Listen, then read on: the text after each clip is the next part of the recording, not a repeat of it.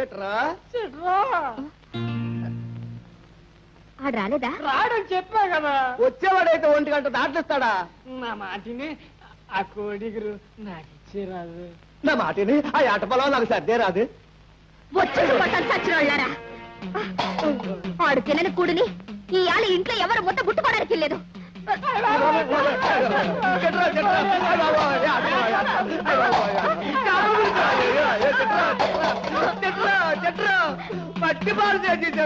పిల్లకాకేం తెలుసు ఉండీల దెబ్బ అనే సామెత ఎప్పుడైనా విన్నారా? పులిలా వెళ్లారు, పిల్లిలా తిరిగి వచ్చారు. పైగా వాడిని రెచ్చగొట్టారు. వేటాడకపోగా వాడిని గాయపరిచి వచ్చారు. పాతాళంలో దాగినా వాడొచ్చి మనల్ని మింగేస్తాడు. ఎంత ప్రయత్నించినా మన వాళ్ళు వాడిని చంపలేకపోయారు డాడీ. వాడు ఒట్టిరాముడు కాదురా, పరశురాముడు. పరశురాముడు చేతుల్లో చావు తప్పించుకోగలిగింది ఆనాడు దశరథుడవుతే ఈనాడు ఈ దశరథరామయ్య కావాలి. అంటే మీరు కూడా ఆ దశరథుడిలాగే గాజులు తొడిగించుకుని చీరగట్టుకుంటారా సార్? రాజును తొడిగించుకున్నది మీరురా. వాడిని గ్యాలం వేసి పట్టుకునే ప్లాన్ నేను వేస్తా. వచ్చావా పరశురా? వాళ్ళు ఆ దుర్మార్గులు బాబు ఎత్తుకెళ్ళారు. ఎవరో తెలియదు. నేను వచ్చేటప్పటికి ఇల్లంతా బీభత్సంగా ఉంది. ఇదిగో ఈ ఉత్తరం పెట్టెళ్ళారు. పరశురాం, నువ్వు పగబట్టి మా కోసం వేట మొదలు పెట్టావని తెలుసు.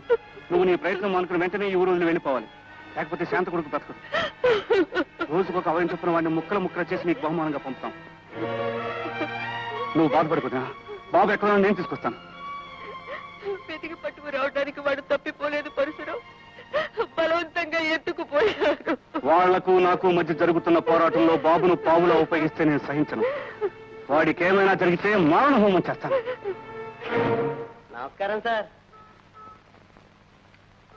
మధ్యాహ్నం మా ఇంటి ముందు ఏం జరిగిందో చూసావా? చూడడం అయితే చూశాను కానీ చెప్పాలంటే నాలిక కదలడం లేదు సార్.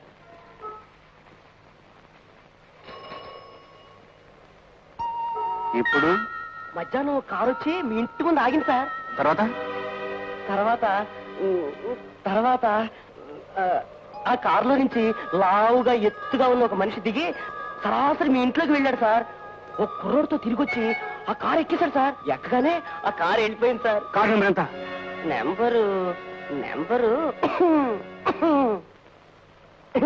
నెంబరు వెతుకుతున్నాను సార్.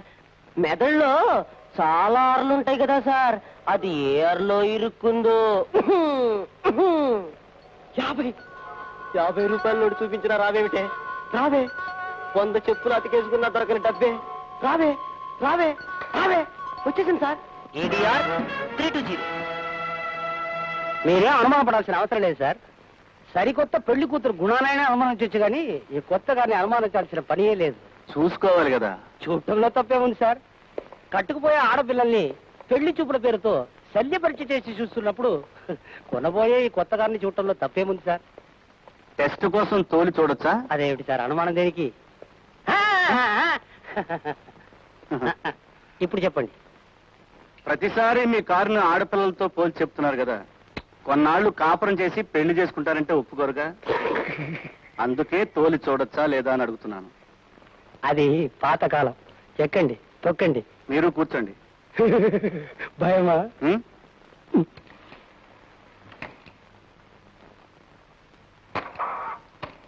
చూడండి, మీ కారు నిన్న ఒక పెద్ద మనిషి ట్రైల్కి తీసుకెళ్లాడు. అతని పేరేమిటి? అతను ఎక్కడుంటాడు? నేను చెప్పనుగా.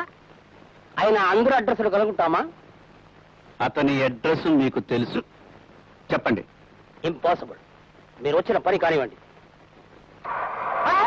Smooth start.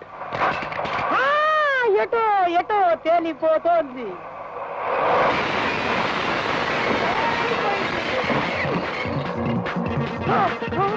నా షోరూము, నా కారు అంతా పోయిందే. బాబు బాబు లైసెన్స్ ఉన్నట్లేదే. అయ్యో, అది గవర్నమెంట్ బస్సు. దాంతో మనకెందుకు గొడవ? బాబు బాబా బాబు మనం ఉన్నామా? బాబు ఎక్కడి నుంచి వచ్చా? నుంచా? అయ్యో బాబు బాబా ఆపే ఆపే తెలియకుండా ట్యాంక్ బాబు బంగారు బాబు నన్ను వదిలేరా బాబు బాబు ఆత్మహత్య చేసుకోవాలంటే విడిగా చేసుకోవాలి తోడు తీరేందుకు? కారులో ఎన్నో పాటలు ఉన్నాయి కానీ బ్రేక్ అనే ఒక పార్ట్ ఉంది తెలుసా నీకు? దాన్ని కోపంగా నొకై నొకై తిప్పేదారా కొడుకుని మా ఆవిడికి నేను ఒక్కట్లే మొగుడిని వాళ్ళు చచ్చిపోతారా?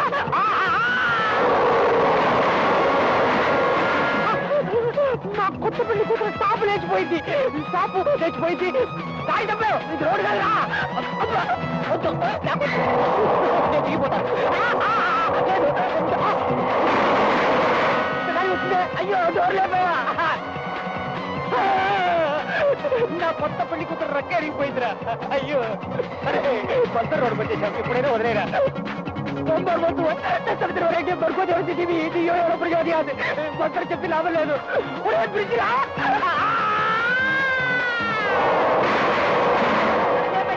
आयो आयो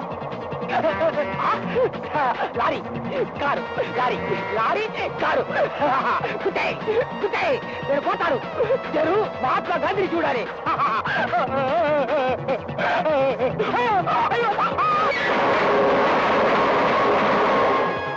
ఇటు ఓపెన్ అటు ఓపెన్ అన్ని ఓపెన్ వచ్చాడు అయ్యో నా కొత్త పెళ్లి కూతురిని నగ్గరం చేసేసావు ముందు మాత్రం మిగిలింది దాంతో వదిలేరా బాబు బాబు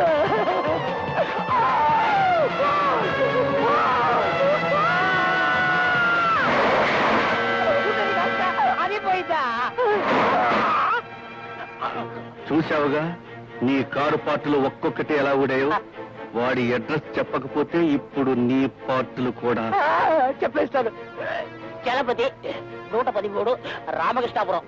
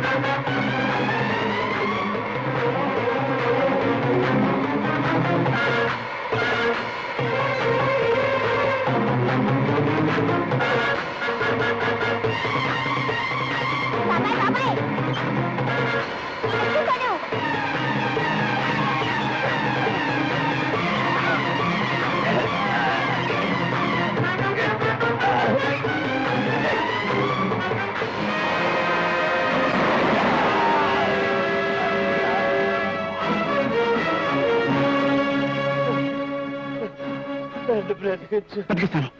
ఆ రోజు మీతో పాటు మా ఇంటికి వచ్చిన వాడు ఎవడు? మీ చేత ఈ గోడలు చేసిన వాడు ఎవరు? వాళ్ళ పేర్లు చెప్పు.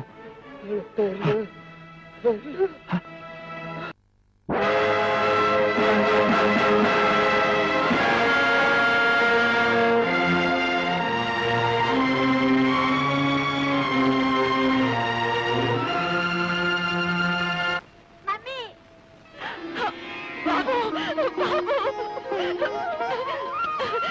నా బాబు వచ్చావా?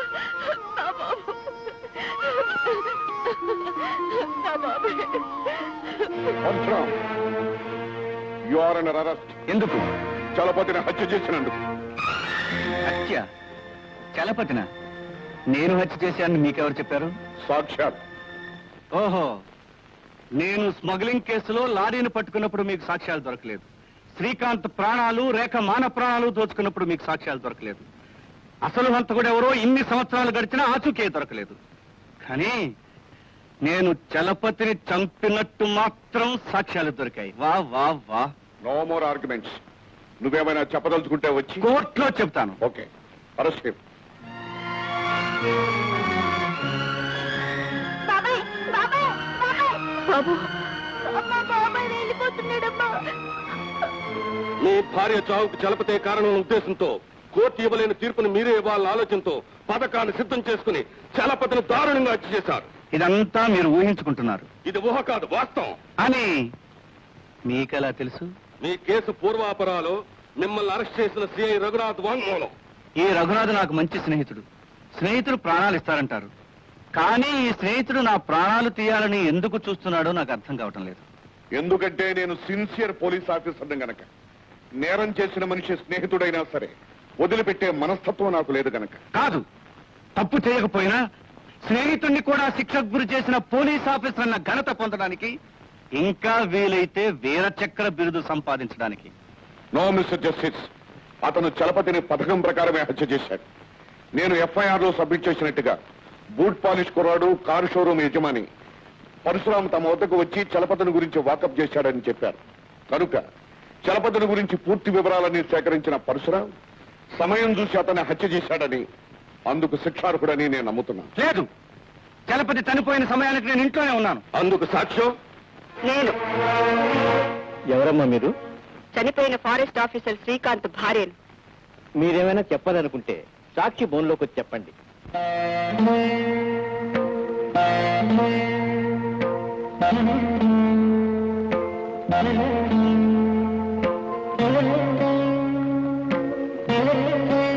చలపతి చనిపోయినప్పుడు పరశురాం మా ఇంట్లోనే ఉన్నాడు. చలపతి ఎప్పుడు చనిపోయాడు మీకెలా తెలుసు? అసలు చనిపోయాడని మీకెలా తెలుసు? పేపర్లో చదివాను. పేపర్లో చలపతి చనిపోయాడని వార్త పడలేదే, హత్య చేయబడ్డాడని వ్రాసిందే. హత్య చేయబడ్డాడని రాసలేదు, హత్య చేయబడ్డాడా అని రాసి ఉంది. అంటే అది హత్యో కాదో ధృవీకరణ కాలేదనే కదా అర్థం. Order order. All right, Chalapathi హత్య చేయబడినప్పుడు. హత్య చేయబడినప్పుడా, చనిపోయినప్పుడా? ఓకే, అలాగే చనిపోయినప్పుడు పరశురాం మీ ఇంట్లోనే ఉన్నాడంటున్నారు కదా. అవును. అంత నమ్మకంగా ఎలా చెప్పగలుగుతున్నారు? మీరు గదిలో తలుపులు వేసుకుని పడుకున్న తర్వాత అతను బయటకు వెళ్లి చలపతిని చంపి తిరిగి వచ్చి పడుకుంటే గదిలో ఉన్న మీకు తెలియదు కదా. చెప్పండి, ఎలా తెలుసు అతను మీ ఇంట్లోనే ఉన్నాడని? అతను మా ఇంట్లోనే ఉన్నాడు. అంత నిర్ధారణగా ఎలా చెప్పగలుగుతున్నారు? ఏ సాక్ష్యాధారాలతో చెప్తున్నారు? అతను మీ ఇంట్లోనే మీతో పాటు మీ గదిలో ఉన్నాడా? చెప్పండి, మీ గదిలో ఉన్నాడా? అవును. ఎందుకున్నాడు? అతనికి మీకు ఏమిటి సంబంధం? భర్తను పోగొట్టుకున్న మీరు అతనితో అక్రమ సంబంధం పెట్టుకున్నారా? అవును. పరశురాం! తల్లి దగ్గర ఆకలిని కోర్టులో నిజాన్ని దాయకూడదు. మనం చేసిన పని చెప్పుకోలేక సిగ్గుతో నువ్వు తలదించుకుంటే ఆ తలకి న్యాయస్థానం ఉరితాడు తగిలిస్తుంది. మిస్టర్ జస్టిస్, చలపతి ఈ శాంతగారి కొడుకును ఎత్తుకుపోయాడని, అతన్ని రక్షించే ప్రయత్నంలో ఈ పరశురాం చలపతి ప్రాణాలు తీశాడని మా డిపార్ట్మెంట్ కి ఇన్ఫర్మేషన్ అందింది. కనుక ప్రత్యక్ష సాక్షి అయిన ఈ శాంతగారి కొడుకు వాంగ్మూలం కూడా తీసుకోవాల్సిందిగా కోర్టు వారిని కోరుతున్నాను. Permission granted.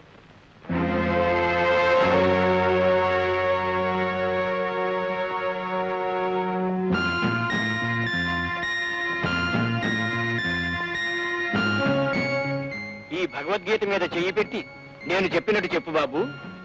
దేవుని మీద ప్రమాణము చేసి, దేవుని ఎదుట ప్రమాణము చేసి అంతా నిజమే చెబుతాను, అబద్ధము చెప్పను.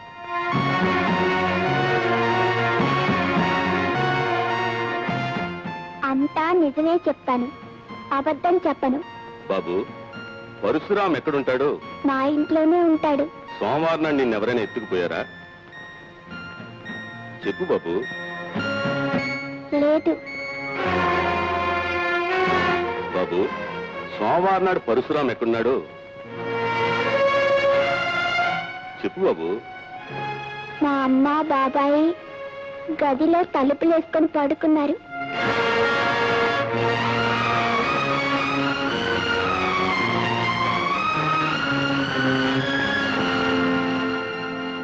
చలపతిని ముద్దాయి పరశురాం చంపాడని ప్రాసిక్యూషన్ నిరూపించలేకపోయింది. పిల్లలు దేవుడు సమానమంటారు. ఆ విధంగా శాంత కొడుకు వాంగ్మూలాన్ని ఆధారంగా చేసుకుని తల్లి లాంటి స్త్రీ సిగ్గు విడిచి న్యాయస్థానంలో తనకున్న సంబంధాన్ని చెప్పడాన్ని బట్టి పరశురాం నిర్దోషిగా భావించి విడుదల చేయడమైనది.